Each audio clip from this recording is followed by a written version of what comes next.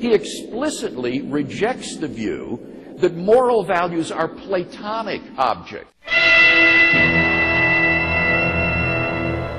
Platonic idealism must die!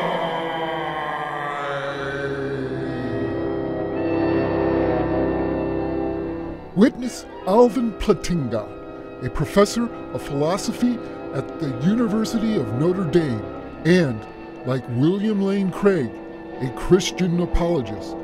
However, Plantinga, unlike Craig, was described by Time magazine as America's leading Orthodox Protestant philosopher of God.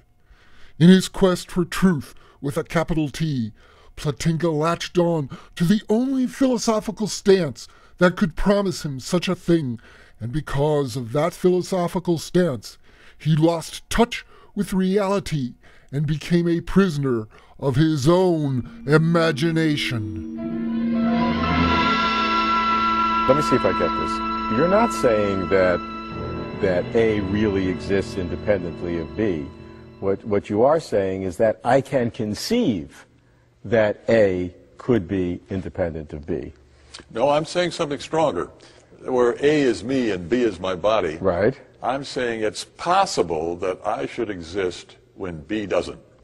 And my evidence, my reason for thinking that it's possible is in part that I can easily imagine it. I can imagine my waking up in a beetle body. My other body, I find out, the one I had, that was destroyed. Right. So if that's the case, then there's something that's true of me that isn't true of B. The truth is you can imagine it. The fact, whether it's true or not, in reality is not let's there. Just back up a little bit. If a given thing A is identical with another thing B, then whatever is true of A is true of B. They're the same thing, right? Right. So if I am the same thing as my body, then everything that's true of me is also true of my body, and vice versa, right? So far we're seeing eye to eye. Right. Okay. Well, if it's possible that I exist when B doesn't, then there's at least one thing true of me that isn't true of B, namely, possibly exists when B doesn't. Yes. That's something I B follow can't that. do. Yeah. Right. So there's something true of me that's not true of B. Therefore, B and I are not the very same thing. We're not identical. And if that's the case, then I am not the same thing as my body. But this distinction between A and B is a possibility. It's not, it is an indeterminate fact. Ladies and gentlemen, the incredible thing you have just witnessed is a man arguing the case for Cartesian-style substance dualism by simply stating that it is possible for him to imagine substance dualism being true.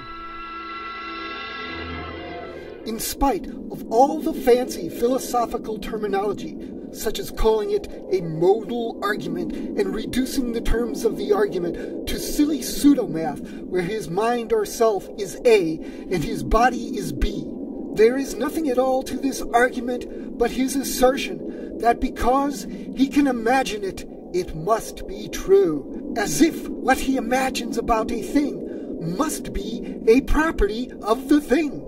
Let's apply Plantinga's argument to sea monkeys, those little packages of dehydrated eggs of creatures that, when you add them to water in an aquarium, they hatch in a few days and come to life. A child's first conception of sea monkeys will come from looking at adverts in the back of comic books.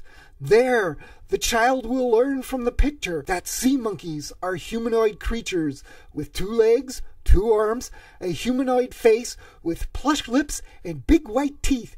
This impression of sea monkeys, according to Plantinga's logic, is now a modal property of the sea monkeys, which makes them different from the brine shrimp that they really are. In the child's original state of ignorance, we can say that according to his current level of knowledge, that sea monkeys, A, do not equal brine shrimp, B. But that only represents the child's state of knowledge at the time, not the reality of sea monkeys. Let's say the child later sees a picture of a brine shrimp in a biology textbook, and he learns something about them.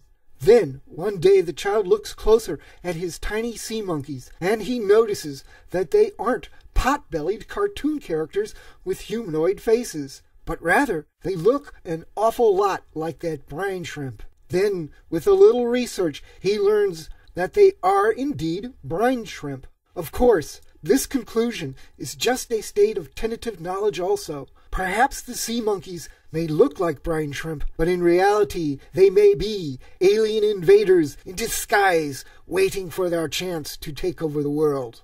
But that's pretty improbable. The point is that we can imagine, believe, and conceive a lot of different things about sea monkeys, souls, bodies, and brains, and none of it counts as evidence or even argument in my book. Evidence has to be empirical. What matters about sea monkeys is the evidence that they are brine shrimp. What they could be is irrelevant until you have evidence to back it up. Philosophy and argument might change your interpretation of the evidence, but you cannot simply ignore the evidence and throw it out in favor of the most grossly oversimplified abstractions, as Plantinga does. So why doesn't Plantinga recognize the insanity of his argument? The only answer I can imagine is that he must be some kind of Platonic idealist.